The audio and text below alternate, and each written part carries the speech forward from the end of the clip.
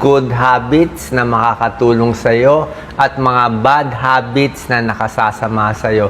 Pero sa tingin ko, itong mga bad habits, baka marami dito hindi nyo pa alam. Okay? Tingnan natin.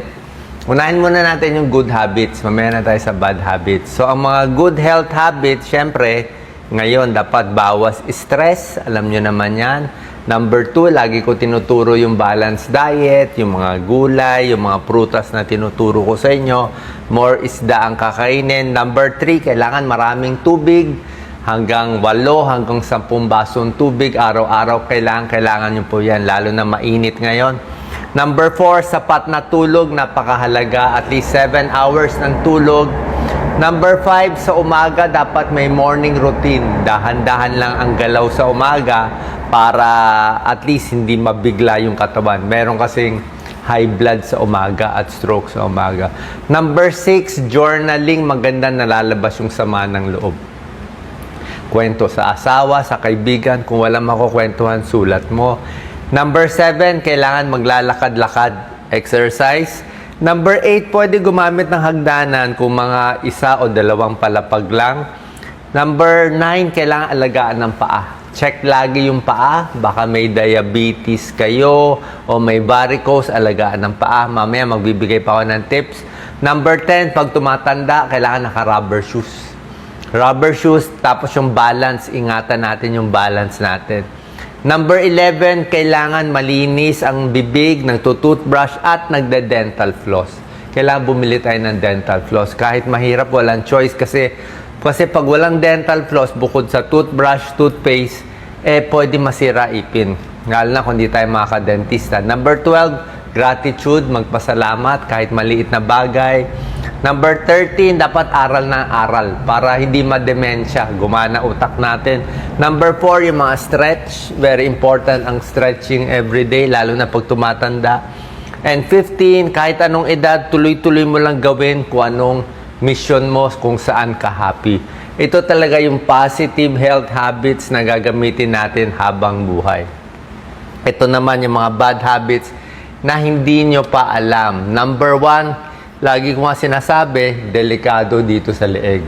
Nandyan yung carotid artery natin. Kaya yung iba nga, pag nasakal, di ba? Pag nasakal yan, ilang minutes lang, mamamatay na yung tao. May mga habit tayo na nakakaipit, hindi natin alam. Parang ganito, naghuhugas ng buhok, delikado po yan eh. Hyperextend yan. Ang gusto ng ulo natin, hanggang ganyan lang. Siguro konting taas lang. Pero hindi yung super taas yung ulo, nai-stretch eh. Pag na-stretch, napupunit. So pag sobrang taas, lalo na kung matanda na tayo, lalo na ganito, hihilo kayo niyan, baka ma-stroke tayo, mabarahan. Ha? Delikado yan. Minsan kasi hindi maganda yung higaan. Dapat diretso lang yung ulo. Diba? Ito, sobrang sikip ang necktie, delikado yan. Pag masikip kasi dito, tapos umikot ka ng ulo, lalong maiipit yan. May nangyari na, galing lang hairdresser na, na stroke, na ICU. So, pwede itong carotid, maipit. Pwede rin yung, ito sa likod, vertebral artery. Pwede rin yung nasa likod. So, meron ding 2 artery sa likod. Any dyan, maipit, delikado. Kaya yung ulo, yung sa mga barbero, yung iniikot ng ulo, ingat po tayo. Kahit sa chiropractor. Ako, nagpapakairo ako dati. Pero pagdating sa neck, medyo ingat tayo. Meron pa rin small chance na pag inikot yung ulo, lalo na pag hindi maganda yung galaw, may namamatay, may naiipit, may napupunit talaga. So, ingat po tayo. Okay? Tapos, ano pa ba sa neck? So, basically yan. Ayaw natin masyadong tingala, huwag maiipit. Number 2, yung mga sobrang ipit ng katawan. Sobrang sikip na maong naipit yung tiyan. Ayaw natin yan.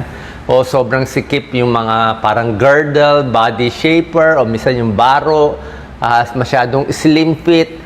Kasi pag inipit mo sa may baywang, ibig sabihin yung dugo, baka hindi umakyat eh. Delikado yan pag hindi umakyat.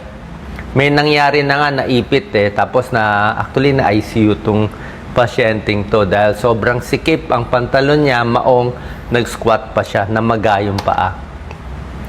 Ang tinuturo ko lagi, compression stockings. Ito yung magandang ipit. May nagtatanong kasi, Dok, sabi mo masama maipit ang tiyan, ba't ito pinapaipit mo yung binti? Ito, medical grade to. Ako lagi ako gumagamit ng compression stockings. Medyo mahal to, siguro mga almost 2,000 yung magagandang klase. Ang maganda kasi dito, ang ipit niya mula sa paa, ankle at binti pataas. Dito sa paa niya iniipit yung ugat natin. Dito masikip. Dito, mas hindi masyado masikip. Dito, mas maluwag-luwag. Para yung dugo, pataas. Okay, so compression stockings, maraming sikip yan. Pang varicose, pang manas. Yung iba nag-exercise, gumagamit nito. Maraming grade, maraming bigat, maraming size. Pag nag-uumpisa ka lang, doon ka lang sa medyo konting sikip. Baka 16 to 20 millimeters mercury. Pag sanay ka na, tinataas ng 20 to 25, meron 20 to 30, may 30 to 40, pinakamasikip. Yung akin, pinakamasikip, binibili ko kasi may varicose ako eh.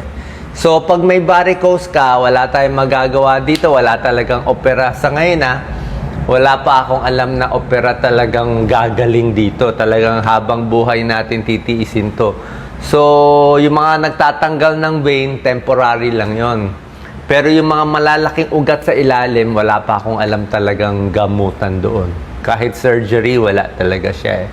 Meron tinatanggal a few veins, pero babalik pa rin eh. So, ito pa rin talaga pinaka-treatment natin. So, pag masikip yung compression stockings mo, ito namamagang ugat na vein, masasara siya physically. So, mababawasan ng manas mo.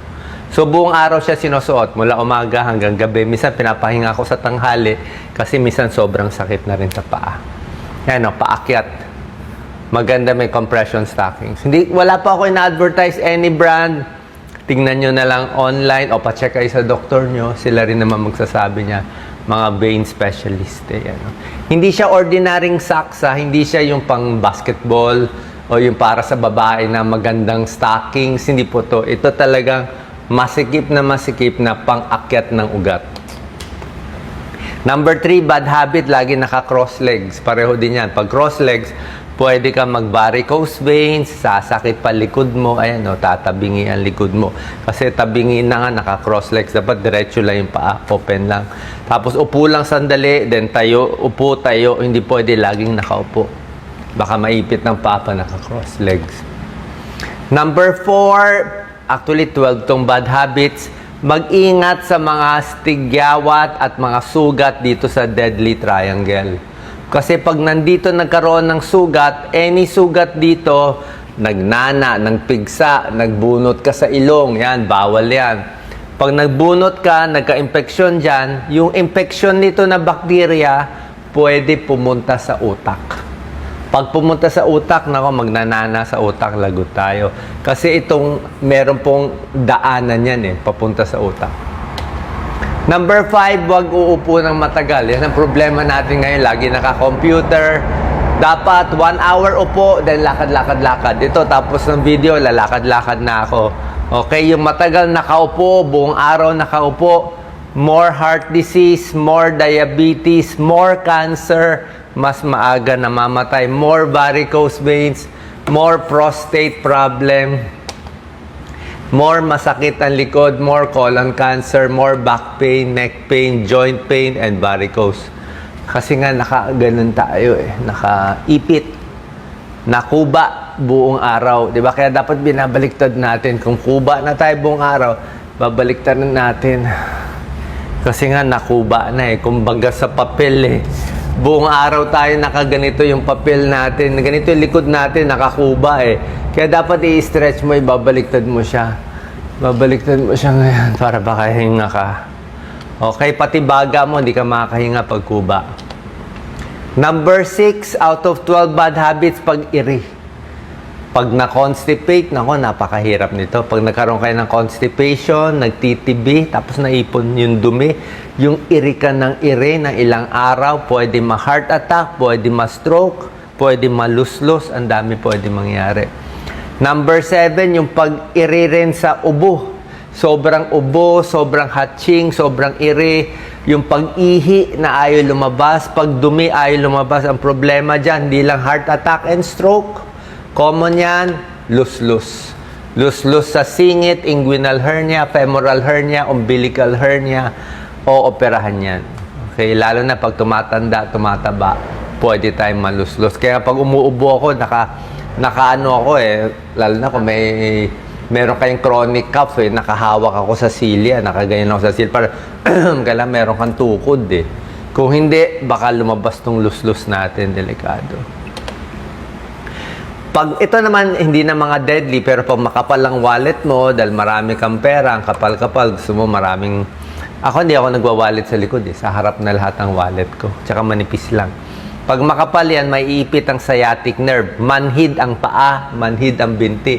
So, pag binti, hita mo, manhid, baka makapal ang wallet mo. O matagal ka na upo, naipit sciatic nerve. Ito yung exercise na gagawin. Pakita mo, Doc Lisa. Kaya mo ba pakita? Knee to chest. Maganda yan. Yan, no? Knee to chest exercise. Ngayon gagawin nyo mga 2 times ito. Ayan, no? Piriformis stretch, de 4 na tinataas. Baliktaran yan. Ito, hamstring stretch. Maganda yan. Nakaupo. Ito, straight leg raising. Pwede rin yan. Maganda rin yan. So, pag gagawin nyo to, mga ano lang, mga 2 beses, 5 seconds, 6 seconds. Pag sumakit na ang binti, okay naman, relax. The next day ulit, unti-unti, di na tayo bata. Okay? Kasi pag sinobrahan mo stretch, baka mapunit din So, unti-unti, sinasanay mo yung katawan mo, binabanat mo. Home remedy to, di ba? Walang bayad, libre. Di ba? Kaya nyo namang gawin to Kahit matanda. Mas matanda lang, mas masikip. Delikado, hindi po delikado. Number 9, huwag ipitin. Diba sabi ko, huwag ipitin leeg, huwag ipitin ang baywang, huwag ipitin ang kamay. Pag inipit ang kamay, maka-carpal tunnel din tayo. Maipit ang median nerve at ulnar nerve, manhid yan. Diba, inuuna natin Ako minsan nakakalimutan ko Lalo na mga side sleeper. Dapat yung unan nyo, pag naka-side, yung unan mo medyo mataas-taas para gumanon ulo nyo. O nakatihaya, pwede manipis yung unan. Kulang sa tulog, delikado. Okay? Kulang sa tulog, more heart failure, more heart attack, more high blood pag puyat, more diabetes pag puyat, more walang balance, more vertigo pag puyat, pwede matumba pag puyat. Smoking alcohol, alam nyo naman masama, hindi ko na uulitin yan. Iwas tayo sa mga usok-usok. Especially usok na mga tambutso, pagbahay mo katabi ng main road, mga nagsisiga, kasama yon. Nagba-barbecue, kasama rin yon. Yung usok pa rin yon Number 12, ingat sa tuhod. Okay? Pag masakit na ang tuhod, actually yung akyat baba, medyo hirap na yung tuhod Yung ganitong lunge, delikado po to sa inyo. Huwag nyo itong gagawin. Ang pinaka-exercise nyo lang sa tuhod, kung gusto nyo, may silya, upo, tayo, upo, tayo sa silya. Yon. Kung gusto mo squat, mas bata ka, pwede rin squat.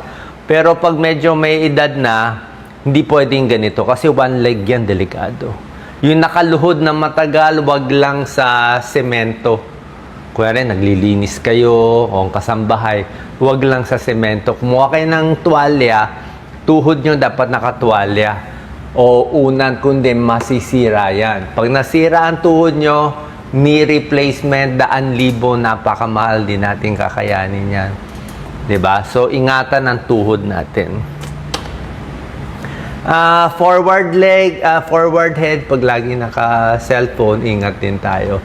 So, basically, ito mga tips natin. Sana nakatulong po. 12 bad habits na iiwasan at yung mga good habits na tinuro ko kanina. God bless po.